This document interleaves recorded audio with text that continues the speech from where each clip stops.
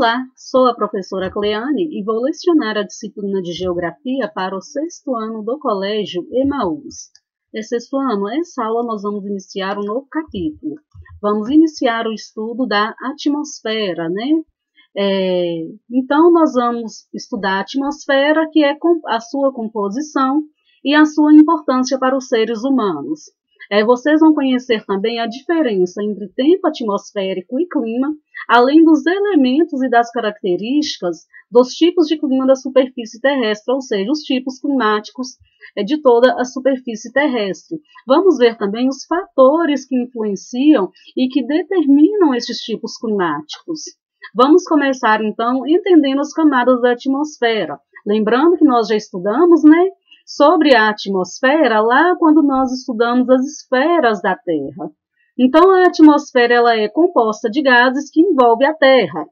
Sem a atmosfera, pessoal, a vida na Terra ela não teria começado, ela não existiria. Porque a atmosfera ela é responsável, gente, por manter o ar que a gente respira, por conter o ar que a gente respira. É ela que mantém também a Terra quente e protege os seres vivos dos raios ultravioletas, né, do Sol. Então, a atmosfera ela é indispensável para a manutenção da vida. Com pouco mais de 800 km de altitude, a atmosfera ela pode ser dividida em várias camadas. As camadas que interessam para nós seres humanos, 6º ano, são a troposfera, a estratosfera e a ionosfera. Eu vou grifar aqui para vocês anotarem, tá? A troposfera é a camada onde vivemos. Além de conter o ar que respiramos, ocorrem nela fenômenos meteorológicos, como as chuvas, os ventos, as nuvens e a umidade do ar. A estratosfera, gente, ela situa-se acima da troposfera. Observem este esquema aqui, tá vendo? Troposfera é a camada da atmosfera mais baixa da superfície, onde contém o ar que respiramos. A estratosfera é onde está localizada a camada de ozônio. É extremamente importante por filtrar os raios ultravioletas que são emitidos pelo Sol, que são aqueles raios nocivos à nossa saúde. E também a ionosfera. É importante porque reflete muitas ondas eletromagnéticas. E estas ondas eletromagnéticas, elas são extremamente importantes para o funcionamento, né, de rádios, de televisores, de micro-ondas, dentre outros. Eu vou grifar essas partes mais importantes para vocês anotarem, tá? Quando fala, então, pessoal, sobre a camada de ozônio, ela é importante para fazer este filtro. Filtrar, então, os raios ultravioletas. Já a ionosfera, ela é importante porque reflete muitas ondas eletromagnéticas, devolvendo-as para a superfície terrestre. Vamos entender um pouquinho agora o que é o tempo atmosférico e o clima. Tempo atmosférico e o clima, gente, eles se referem aos mesmos fenômenos atmosféricos, porém o tempo ele é variável, né? Já o clima, ele é mais permanente. Então, o tempo atmosférico são as características momentâneas, né? E pode variar de manhã, de noite, pode sofrer alterações. Por exemplo, quando você acorda, pode estar nublado, durante o dia pode ficar ensolarado, de tarde pode chover. Isso é o tempo atmosférico. Já o clima é o conjunto, né, de condições características que costumam ocorrer durante o ano. Então, o clima é o conjunto dos tempos atmosféricos. Para se definir um determinado tipo climático, pessoal, é preciso que as observações sobre o tempo atmosférico ocorram ao longo de pelo menos 30 anos. Então, essas observações, ao longo deste período, é possível determinar um tipo climático. Por exemplo, como eu já falei, né, quando dizemos se está chovendo, não estamos nos referindo ao clima, mas ao tempo atmosférico. Agora, quando a gente diz Manaus é quente e úmida, a gente está se referindo ao clima da cidade de Manaus. Então, quando a gente fala sobre as características momentâneas da atmosfera, a gente se refere ao tempo atmosférico. Quando a gente fala sobre algo que é mais duradouro, que é característico desta região, a gente está falando sobre o clima. E o tempo atmosférico também, ele interfere nas nossas ações cotidianas, interfere também nas nossas atividades, né? Nas atividades econômicas, industriais e também na agricultura. Quais são os elementos do clima, né? Elementos do clima são aquelas condições climáticas que vão criar as condições do clima. Para reconhecer o clima de um lugar, como nós já vimos, é necessário estudar o comportamento do tempo atmosférico durante muitos anos. Este estudo é feito com base em dados obtidos nas estações meteorológicas. Então, os elementos do clima, pessoal, serão temperatura, umidade do ar, os ventos, as nuvens, a pressão atmosférica e as precipitações atmosféricas também. Vamos começar entendendo sobre a temperatura, né? Que indica a quantidade de calor na atmosfera. É a quantidade de calor absorvido pela atmosfera. Então, a temperatura indica quantidade de calor resultante da ação dos raios solares em um ponto da superfície terrestre. O ar ele pode ser mais quente em determinados locais, mais frio em outros locais, e essa temperatura também ela pode variar em relação ao dia e em relação à noite.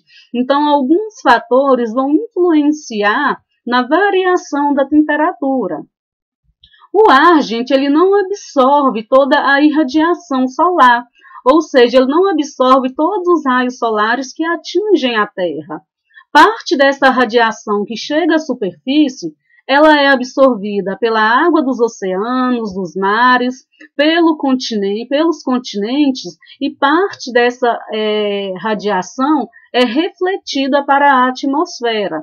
Basicamente, este infográfico aqui, este esquema, está nos mostrando isso, que parte da radiação solar é absorvida pela superfície e parte dessa radiação é refletida para a atmosfera. Estruturas mais claras refletem este calor, estes raios. Estruturas mais escuras absorvem mais calor. Então, os raios solares, absorvidos pelos oceanos e pelos continentes, aquecem a superfície terrestre e também as baixas camadas da atmosfera, como nós já vimos. Isso significa que o ar não é aquecido diretamente pelos raios solares, mas pelo calor que retorna da superfície para a atmosfera, da superfície, dos oceanos, dos lagos, dos mares, e também dos continentes, né? O calor que é mantido pela atmosfera, gente, essa conservação da temperatura é chamado de efeito estufa, é o famoso efeito estufa, né? Quando a gente fala que o efeito estufa está sendo intensificado, é que está retendo mais calor, né? Então, o efeito estufa, ele tem como função, podemos dizer assim, manter o equilíbrio da temperatura da Terra, manter também a temperatura durante o dia e a temperatura durante a noite. E isso possibilita, inclusive, a existência de vida na Terra. Por exemplo, na Lua, como a Lua não tem atmosfera, pessoal, durante o dia fica muito quente, extremamente quente, e durante a noite as temperaturas elas são extremamente baixas. A temperatura ela é medida por meio de um instrumento chamado termômetro, né? Eu acredito que todos vocês já viram um termômetro, sabe como funciona. Para medi-la são usados dois tipos principais de escala, a escala Celsius e a escala Fahrenheit. Aqui no Brasil é utilizada a escala Celsius, assim como em muitos outros países. Nos Estados Unidos já é usada a escala Fahrenheit. São diferentes, mas o princípio dessas escalas é o mesmo, tá bem, gente? É idêntico. O registro constante das variações de temperatura de um lugar qualquer, feito por termômetro, pessoal, será transformado em uma média. São as médias térmicas, né? Que podem ser médias térmicas diárias, mensais ou médias térmicas também anuais. A média térmica diária soma-se a temperatura registrada a cada hora e divide por 24 horas. A média térmica mensal corresponde à média da temperatura registrada em um mês inteiro. Depois pega esta média, soma e divide por 30, né, se o mês for de 30 dias. Também nós vamos ter, gente, a mínima e a máxima, né? O que é a mínima e a máxima? É o registro extremo das temperaturas, a temperatura mínima e a temperatura máxima. A diferença entre a maior e a menor temperatura nos dá o que chamamos de amplitude térmica.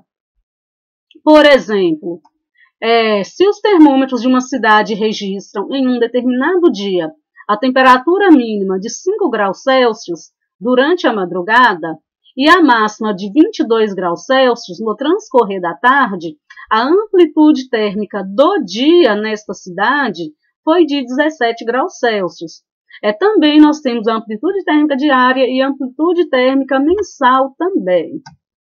Quais são os fatores que influenciam na temperatura, né? Como nós já vimos, a temperatura ela não é igual, a variação de temperatura ela não acontece só do dia para a noite. A variação de temperatura ela acontece também nas diferentes regiões do globo. E essa variação ela vai ser influenciada por alguns fatores, como a latitude, a altitude, a maritimidade e a continentalidade. Lembrando que nós já estudamos sobre a latitude, né? Vimos que a latitude é a distância em relação à linha do Equador, em direção ao Polo Norte e em direção ao Polo Sul. Então, quanto mais próxima uma área estiver da linha do Equador, quanto menor for a sua latitude, lembrando que na linha do Equador, a latitude ela é 0 graus. Maior será a temperatura do ar. O inverso acontece. Quanto maior for a latitude, menor será a temperatura. Por que isso acontece? Nós temos que lembrar do formato esférico da Terra e em relação à inclinação do eixo da Terra, né, que algumas regiões da Terra recebem mais luz solar que outras regiões. Entretanto, a região equatorial, próxima ao Equador, é beneficiada por luz solar durante o ano inteiro. Então, essa região aqui, pessoal, é a região mais quente do planeta. Nós estudamos isso quando nós vimos as zonas térmicas da Terra, né? Nós vimos a zona tropical, a zona temperada e a zona polar. Então, a zona tropical é a região mais quente do planeta. Então, à medida que se afasta da linha do Equador, a latitude ela aumenta e a temperatura ela diminui. Então, da mesma maneira, à medida que se aproxima da linha do Equador, da região equatorial, a temperatura ela aumenta e a latitude ela diminui. Lembrando que nas zonas térmicas temperadas, nós temos médias latitudes. Na zona equatorial, nós temos baixas latitudes e na zona polar, nós temos altas latitudes. Então, região equatorial, baixa latitude, zona temperada, médias latitudes e zonas polares, altas latitudes. Lembrando que é uma inversão, tá bem? Quanto maior for a latitude, menor será a temperatura, por conta da incidência da luz solar no globo terrestre. Vamos voltar a falar agora um pouquinho sobre a altitude, que também influencia na variação de temperatura. À medida que a altitude ela aumenta, a temperatura ela diminui. Por quê? a concentração de ar é menor, é menos denso, né? Então, este ar menos denso, mais próximo à superfície, ao nível do mar, vai concentrar mais calor, diferente do que acontece nas maiores altitudes. O ar, ele é mais denso, as moléculas de ar, elas estão mais separadas. Então, há uma absorção menor de calor. Nas altas montanhas, por exemplo, onde predominam maiores altitudes, a temperatura ela é mais baixa, por conta da densidade do ar. O ar ele é mais denso. Então, as partículas de ar elas estão mais separadas. Então, há uma menor absorção de calor, diferente do que acontece nas regiões mais baixas, regiões de planície e regiões de planaltos. A gente pode fazer essa análise aqui por essa tabela. Lugares com latitude semelhante, então a gente está fazendo uma comparação agora com a latitude e a altitude. Então, lugares com latitude semelhante podem apresentar temperaturas bem diferentes se considerarmos as características do relevo, ou seja, relevo com maiores altitudes. Observem aqui, Alto Paraíso de Goiás. Tem uma altitude, isso aqui refere-se ao relevo, de 1.272 metros e uma latitude aproximada de 14 graus ao sul, né? 14 graus sul, ou seja, está mais próxima à linha do Equador. Então, a temperatura mínima é de 9 graus Celsius e a máxima de 23 graus Celsius. Agora, observem uma outra região na Bahia, Ilhéus, com uma altitude bem inferior, 52 metros. Então, está em uma altitude mais baixa, porém, em uma mesma latitude. Então, esta localidade apresenta 19 graus Celsius de mínima e 29 graus Celsius de máxima, considerando para o dia 15 de junho de 2018, tá, gente? Agora, observem aqui Inácio Martins, uma altitude aproximada de 1.202 metros e latitude aproximada de 25 graus sul. Paranaguá, com altitude diferente, 3 metros em relação ao nível do mar, e a mesma latitude. Observem como que a variação de temperatura ela é grande, ela acontece, porque essa variação de temperatura ela está sendo influenciada pela altitude. Locais mais altos, a temperatura ela é mais baixa. Locais mais baixos, a temperatura ela é mais alta. Maritimidade e continentalidade. Maritimidade, proximidade com grandes massas de água. Continentalidade, proximidade com o continente. Como que influencia? A água, pessoal, ela demora mais para se aquecer e demora mais para liberar este calor, diferente do que acontece com o continente. Ele se aquece mais rápido, mas também libera este calor mais rápido.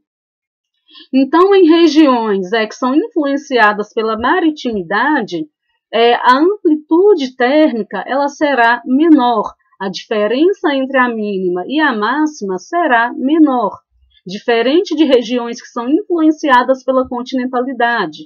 A amplitude térmica será maior, ou seja, em regiões influenciadas pela continentalidade, são regiões mais afastadas do oceano, mais afastadas de grandes massas de água. Nesta tabela aqui também tem um exemplo de como a maritimidade influencia na temperatura. Observem aqui Cacaulândia, em Rondônia, e Mata de São João, na Bahia. Distância aproximada do mar, 2.880 quilômetros, e a mesma latitude, estão vendo? E a distância aproximada do mar, 28,8 quilômetros. Observe que a temperatura mínima em relação às duas localidades é bem diferente, porque a temperatura, neste caso, ela está sendo influenciada pela maritimidade e pela continentalidade, ou seja, proximidade do continente ou do oceano ou distância do oceano. Bom, sexto ano, eu vou finalizar por aqui a nossa aula para ela não ficar muito extensa. Tem algumas atividades para vocês fazerem, tá bem? São exercícios de fixação do que foi estudado nesta aula. Copiem as perguntas no caderno, tá bom? Bons estudos para vocês, até a próxima aula e lembrem-se, juntos no caminho certo.